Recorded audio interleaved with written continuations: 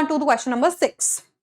Compare the election process and the scope of powers of the President of the India and the US.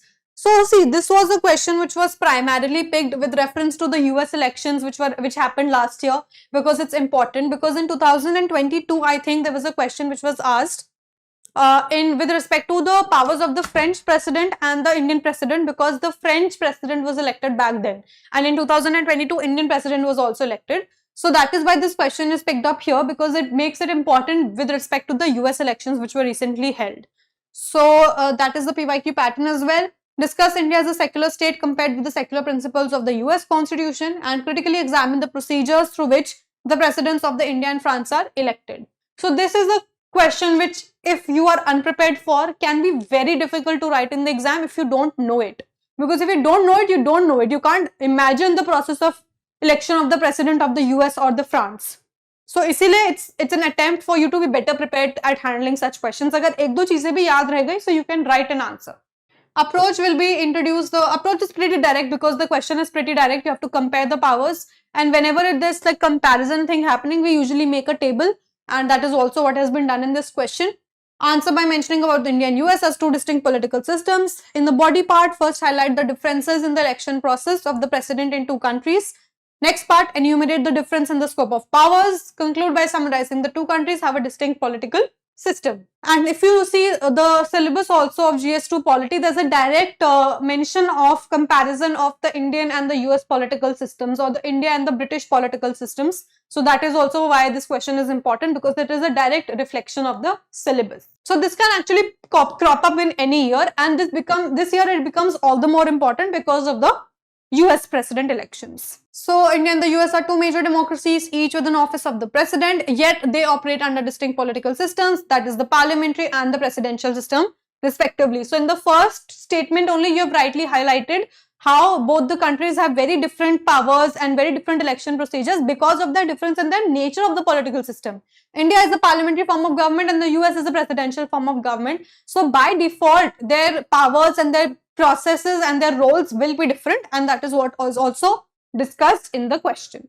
These are some technical and factual information related to the process of president of the US elections. Just broadly, I'll summarize. So in the US, basically there is an indirect election to the post of the president, wherein the voters elect an assembly of electors who thereby vote to finally pick the president, and it's like a winner takes all approach.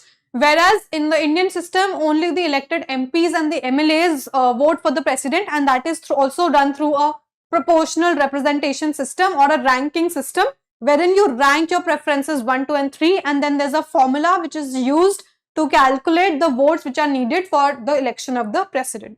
That is a broad summary which I'm sure you already know about, and you can read with respect to the technicalities. National Convention, delegates formally select the party. No such practice in India. National Convention choose running mate for the post of president. Vice president is elected separately.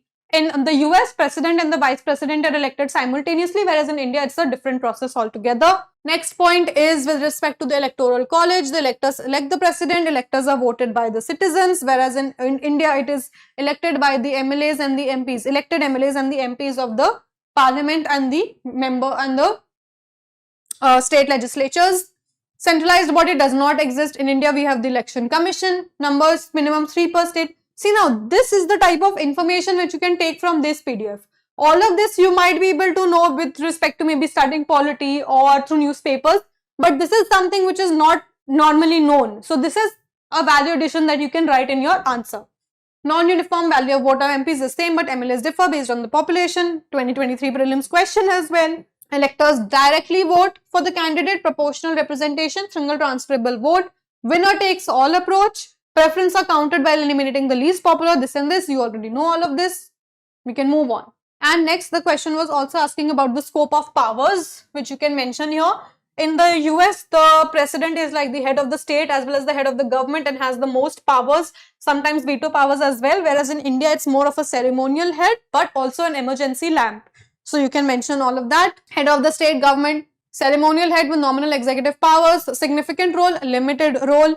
Commander-in-Chief, Supreme Commander of our Armed Forces, negotiates treaties, Senate approvals, appointments, represents internationally. And finally, pardoning powers for federal cases except impeachment to be exercised on the advice of the Council of Ministers. So you know the basic philosophy of the President of India and the US, and thereby you can elaborate on the factual details. Therefore, despite certain resemblances, the two democracies differ in their methods of electing a president and the authority vested in the presidential office owing to the differences in the political systems and constitutional framework.